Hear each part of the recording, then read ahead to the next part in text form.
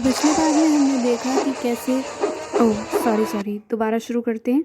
तो पिछले पार्ट में हमने देखा कि कैसे सुनसान सड़क पर एक आदमी धीरे धीरे अपने घर की तरफ जा रहा था कि तभी उसके पीछे से कोई आया और उसके कंधे पे हाथ रखा। उससे बात करने पर उसको पता चला कि वो आदमी उसके लिए एक चिट्ठी लाया है और जैसे ही उस आदमी ने खुश होकर बदले में उसे पैसे देने के चाहा तो वो आदमी उतनी देर में वहाँ से गायब हो गया और दोबारा प्रकट हुआ एक चाकू के साथ। वो आदमी उसका खून करने ही वाला होता है कि तभी उस आदमी की नींद खुल जाती है और वो अपने आप को बिस्तर पर पाता है।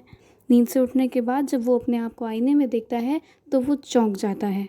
तो नींद से उठने पर उसने आईने में ये देखा कि उसके सपने में उस आदमी ने उसको जहाँ पर हाथ लगाया था यानी कि उसके कंधे पर सेम उसी जगह पर एक अजीब सा लाल निशान बन गया है।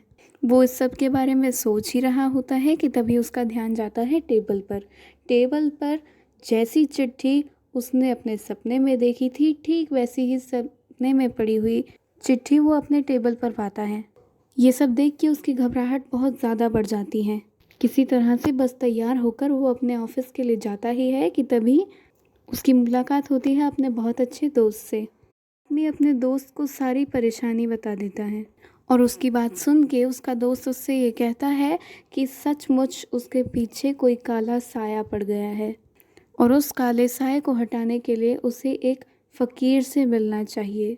तो अपने दोस्त के कहने पर वो उस फ़कीर से मिलने चला जाता है। वो फ़कीर उस आदमी से कहता है कि काले साये को भगाने के लिए एक पूजा करनी होगी और वो घबराया आदमी फ़कीर की बातें झट से मान लेता है।